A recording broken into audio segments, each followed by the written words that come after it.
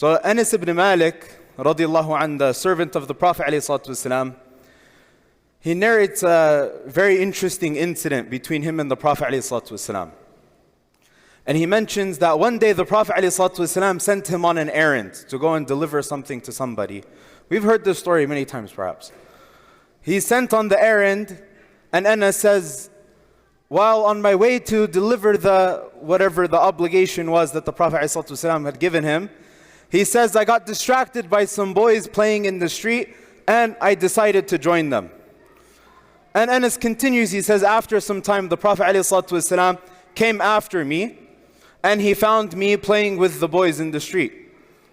And so he came to me, and the Prophet ﷺ asked Anas, and he said, what happened to the thing I gave you?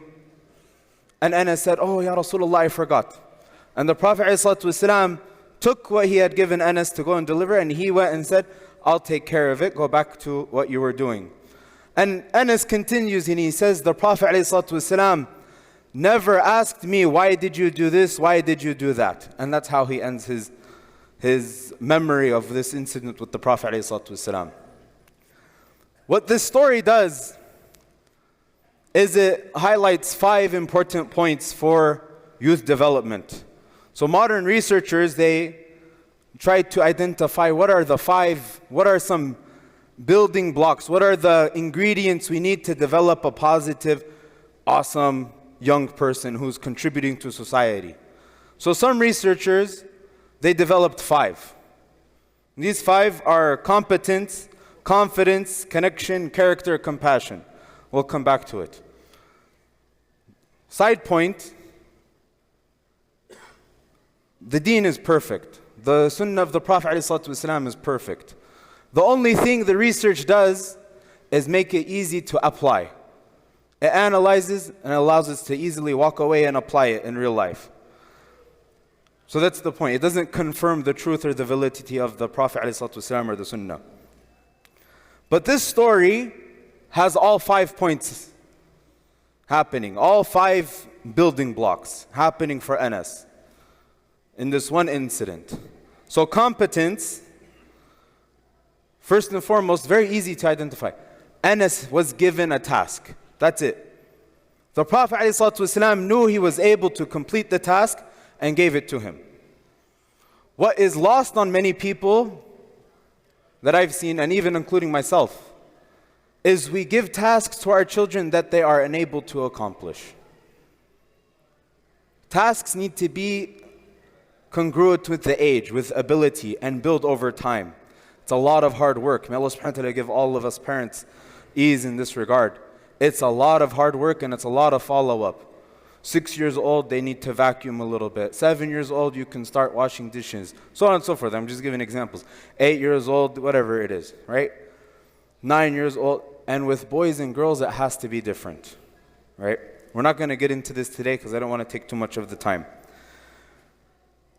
Number 2, confidence. By Anas going and starting to do the task the Prophet ﷺ given him, imagine the Prophet ﷺ gave you something to do. How much confidence would you get from it? The Prophet chose me to do something. Rasulullah chose me to do something. Confidence, boom, through the roof. Now what happens is, and in the case Anas, he made a mistake. Right? We tend to follow up with the mistakes in the wrong way, so we do what? Kill the confidence, right? It's gone out the window, right? And this is the point. With the third one, which is connection. The Prophet ﷺ didn't just give him the task and leave him be, right? He connected, he followed up. Okay, how did it go, right? Even if he was successful, how did it go? We can imagine, right? We give our kids things to go. Did the brother say anything? Did the Baba say anything? Did the Ammu say anything when you gave him this thing? How did he respond? Did you say salam? We do this. But it's always important to follow up and have that connection, right? And this is the Prophet ﷺ, he did this excellently. Character, number 4. Tasks aren't done just to keep somebody busy. right? Sometimes we want to just keep youth and children busy, especially our boys. But it has to be something meaningful that develops confidence, that develops character within them. So for example, in this, he became resilient, right?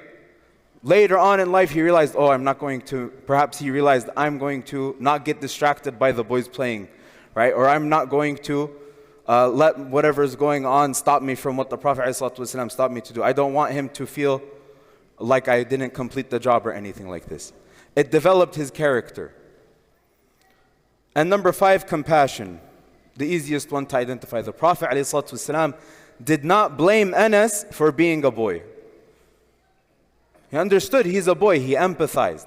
Boys like to play in the street. Boys like to do this.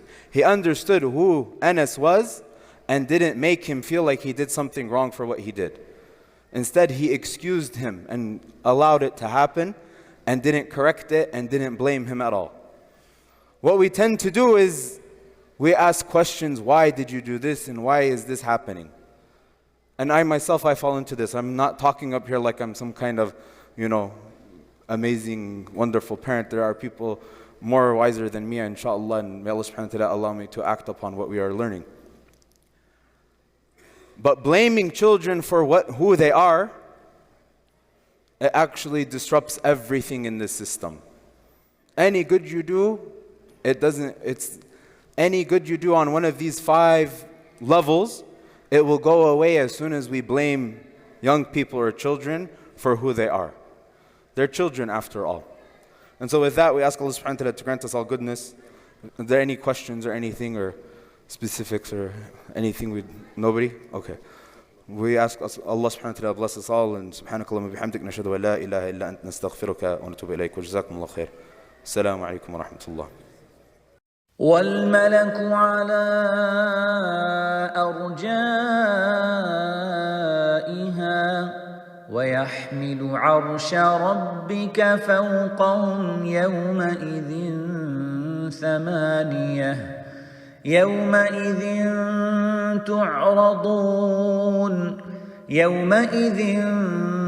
تعرضون لا تخفى منكم خافية